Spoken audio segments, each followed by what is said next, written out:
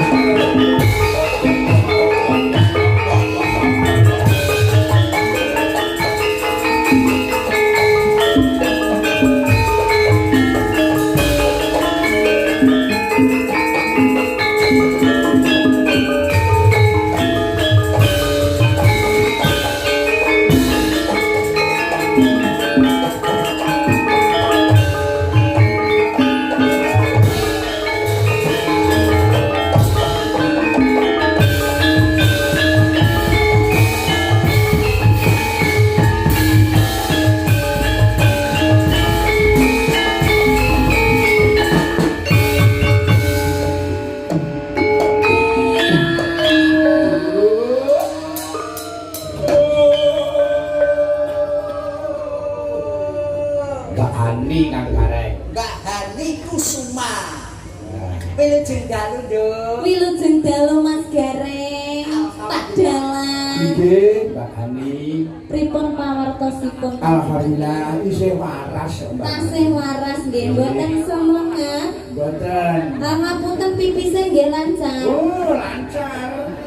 Mboten Lancar, Bu. ngapunten maksudnya ngene lho Mas Gareng. Dalang niku kan satu malam duduk. Heeh. Duduk ki biasane ki nek gak anyang-anyangan ki ya sembelit.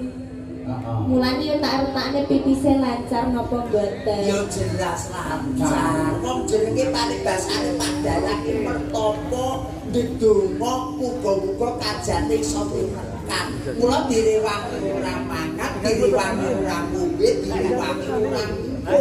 Ngono. Lah ngono kuwi nek misale kepepet banget ngoten pripun Pak Dok? Ya ditulis lang lho. Nek kepepet ki di anu lho semayani. Disemayani saged. Oh, kena. Lah umpami nek disemayani saged umpami dititipne ngoten nggih saged. Belum. Oh, iki kadang nutur jangan iki tak tutur sirahe. Nggih, pani-pani itu bahaya. Napa? Lah cara dititipne ning bendahara ora masalah. Upamane dititipne nek kowe iki terus dadine kaya apa? Loh, ya aku ora mau ngomong nek dititipne. Malah ngono.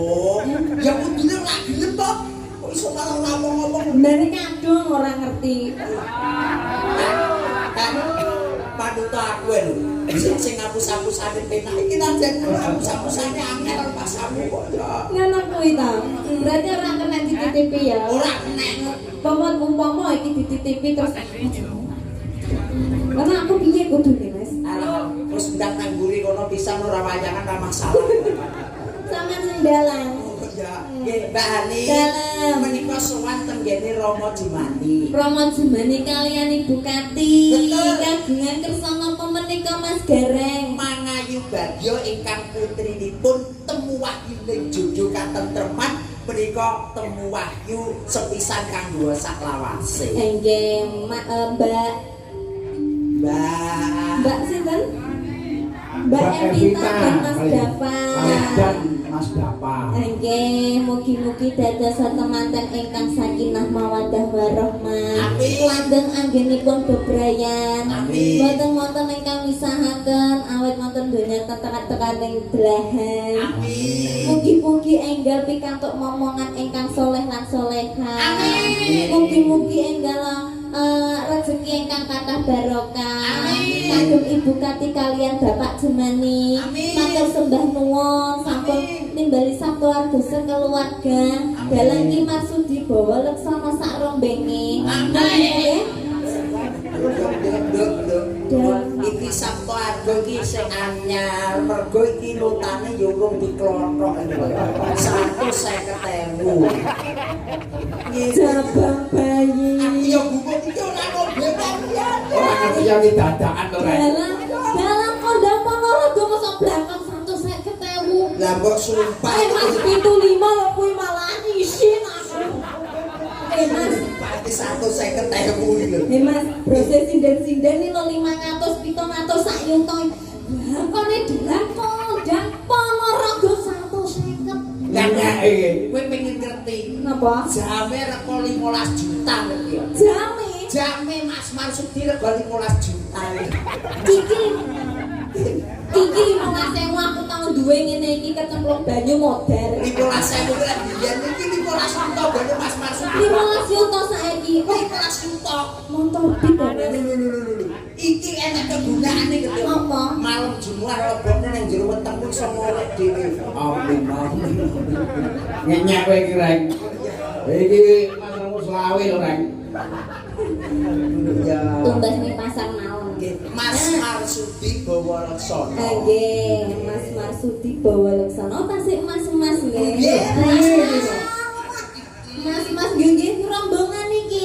Dalane tasih enem. Sinden-sindene nggih tasih lencir-lencir. Nyogo-nyogone jek nemen. Aku ya barakan yoga-yoga kuwi ya, Mbak. Oh nggih to. Niku saukuran iki. Ya rapi-rapi ra barakanku. Anu nyogo-nyogo. Roi ora kuwi. Ini kan anu to biasane ben malam suran ku ritual. Ritual. Jadi kaya sing nyuwun sewu sing usianya di atas 50.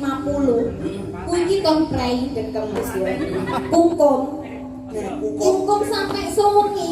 Sewengi malam surna kuwi. Sesuk-esuk Mas. Apa nduk? Ngelungsuh. Aku lak malih nom. Malih enom. Lah aku Saya Napa? Nek aku tak kungkum ya awet nom. Nek jenengan kesuwen kungkume. Kungkume nak damel banyu asin to jenengan. Oh, malah dadi ndok asin. kuwi juga kaset. Napa? Kuwi dadi sosis bakar. Ngenyek kowe iki, Rek. Bahan iku semua hiburan iki. Apike kaya ngene terus sosis bakar. Oh, rupane kaya sosis Nggih, bakar. kantor ugi kan sugeng dalu sugeng midhangetaken kagem sedaya sederek Bapak Ibu sekalian, Mas Adik, Mak De, Mbok De, warga masyarakat Ngrandu, Kecamatan Kauman, Sumarata. Oh Sumarata. Kauman Sumarata Ponorogo. Ponorogo, mugi-mugi panjenengan sedaya tansah pinaringan sehat. Amin. Mugi-mugi panjenengan sedaya tansah pinaringan bagas lan kewarasan. Amin. Mugi-mugi panjenengan sedaya tansah pinaringan wilujeng rahayu. Amin. Sing utange akeh ndang lunas. Sing urung oleh jodoh ndang oleh jodoh. Sing rondo-rondo ndang oleh joko.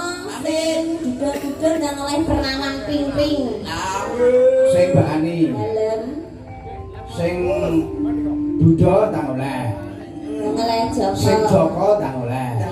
Sampeyan tesih prawan. Kula nggih. Nah, umpama sampeyan pikantuk yang Ngrandu mriki ya boleh to? Boleh. Boleh 1, boleh 2, boleh 3. Apa iki piye to? Mosok arep kaya lawan brodoli. Ora lho, Mas. Ya wong bojoku siji tok nek seneng karo dulur Randu ya ndang dipilih sitok boleh nang wong Loh, aku. seleksi. Zaman sekarang itu harus diseleksi. Para pria-pria itu di luar sana banyak yang tidak baik, boten sedaya nggih. Tapi kula yakin ten rombongan iki sedaya baik. Sedaya itu jujur, setia. Kowe ketok rombongane sing krasa kene, Mbak. Loh, aku Benggol niki aku kebiasane lek tukang kendang iki kan pacare akeh dosa. Gamane sinden ngene iki mulih mengko Mas Benggol ya langsung apa tenggriane pamit wangsul. Ora kok dadak mumpar mampir. Real to. Berani Dalam tukang son tukang son. Mahfud batine wong ini wong iki nyemoni aku. Lah aku marah ya tahun anu kok nemoni mampir ning ndi to Mas Dini Mas. Pun takut, layak tanggapan cek kapan tuh ramule bocah nang kamu to. Keri lho sari. Mbak Hani, Dalam menika wonten pamundutan nggih, Mas Marsudi, cukup kali kawontenan menika Mbak Hani kersanipun nembang. Nggih. Monggo bebas Mbak Hani. Monggo bebas, pokoke engko sing penting aja ngantek lali jalanane dikekne. Jalanane tetepne. Nggih, wonten pamundutan napa mau? Tonoloh. Puspito niku artinya napa Mas? Puspito ki jaman biyen mereke pajar kek dinterne ngono kae. Puspito niku artinya Apa? artinya perempuan nggih. Puspito ki ya pito ki ya kae jaman biyen sing. Mosok ta? Puspita ki ya Puspito iki keindahan, Mbak. Keindahan. Utawa keindahan. Kowe jebule lek kowe ngatek ning ngene padha karo nggonku. Apa? Pus jepito. Ya ora apa-apa nduk wis nggih lagu ae. Kuwi lak tunggale susus bakar to. Puspito nolo. Kadang ya wasin. Sosis bakar iki lho nek kok kan bumbu. Kadang yo panas, ora mesti Kadang ya pedes. brindil-brindil. Kadang ya sok ireng gosong ngono. Kaya kegeden-geden nek bakar. Kadang kala ya malah gumedi mekar. Ya sosok ya mungkret barang lho. Monggo Puspito nolo mungkret. Bocah kene kaya wis genah ta. Lho genah kan niku namung teori to, Pak. Oh, teori. Teori mawon, prakteke nggih. Ayo. Monggo Puspito nolo Mas Benggol. Yuk. Ya, Puspito nolo. Ya, Puspito nolo rokok lintune Mbak Hani gimana, Mas? Oke? Oke, Jos? Puspito nolo, oke? Ya. Oke, tenang deh. Iki pokoke kabeh iki iso lho kan. Biasane musik ya ada, tapi malam hari ini khusus klasik. Oh, ngaten. Nah, iya. Oh, lah niki musisine tilem kok, Mas. Kowe ora turu ki, Dok. Kuwi topo. Topo ya. Iya. Monggo Mas Benggol, nggih, Puspito nolo. Yuk. Yuk. Iki kok jogetku nggih. Jogetnya mesti kok enak. Ya, iki mesti ya Ya, betul kebagian sosis bakar. Karo ndok asin. Ndok asin. Iso-iso bakar wireng nek kampung. Monggo pripun Mas Benggol napa digantos lilinipun? Oh, digantos anu niki buat teman-teman berdua. Ya, manut. Lestari siap. Monggo aku Puspito melayani susu bakar sigareng iki sing selawinan 1000 wae. Wong sapa kene 2.500 kenyang ae. Beracun kowe wis jamu. Asep sipilis opo piye Mas ampun. Ayo Mas. Puspito nolo. Jare mau salep barang ya. Asli. Piye yo jogete yo.